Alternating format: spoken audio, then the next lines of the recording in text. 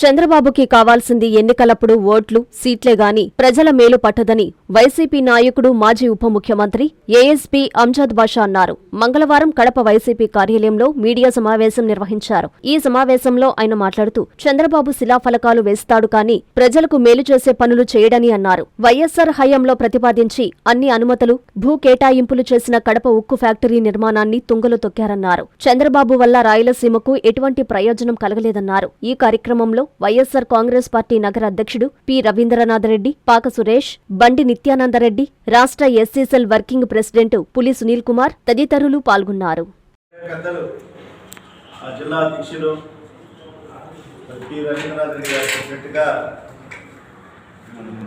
చంద్రబాబు నాయుడు గారి నైజం ఏంటంటే ఏ పనికైనా కూడా కేవలం శిలాఫలకాలు వేసే కార్యక్రమం మాత్రమే.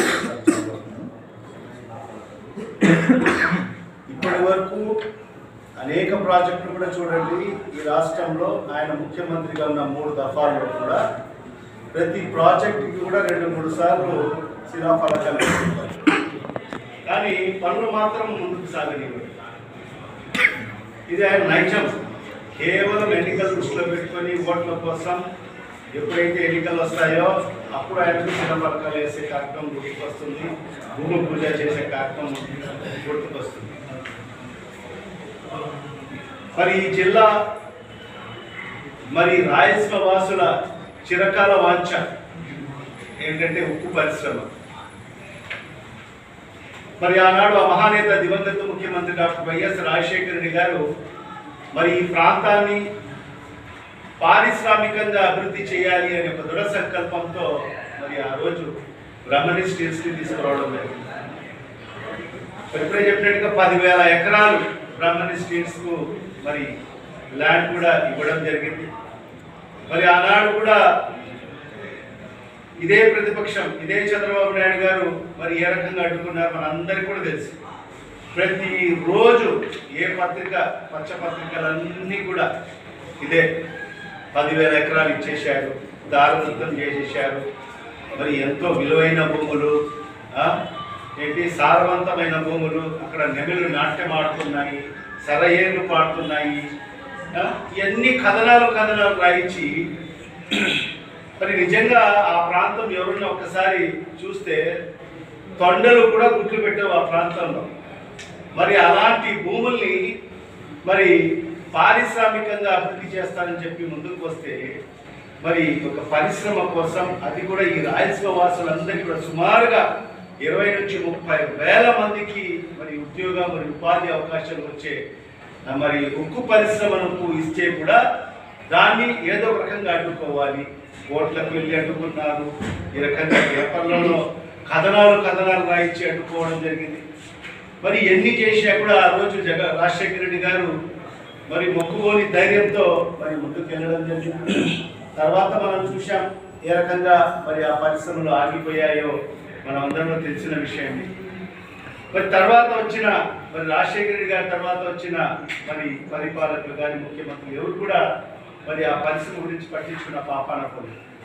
తర్వాత 2014లో మరి మళ్ళా మరొకసారి చంద్రబాబు నాయుడు గారు ముఖ్యమంత్రి కావడం జరిగింది. మరి ఆయన కన్నా చిత్తశుద్ధి ఉందంటే మరి ఇప్పుడే చెప్పినట్టుగా రాయలసీమ అంటేనే నిజంగా ఆయన రాయలసీమ వాసి, రాయలసీమలోనే పుట్టాడు. కానీ రాయలసీమ అంటే ఆయన గిట్టదు. మరి ఆయన ఈ 3 పర్యాయాలు ముఖ్యమంత్రి, ఇప్పుడు 4వ పర్యాయం.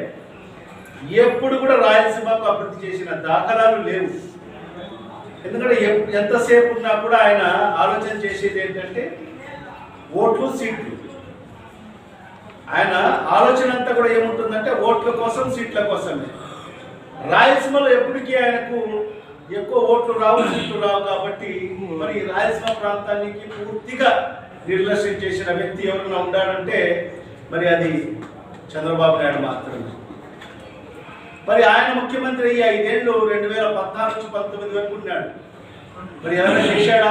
ఆ స్టీల్ ప్లాంట్ నిర్మాణం కోసం ఏమైనా అడుగులు ముందుకు వేశాడంటే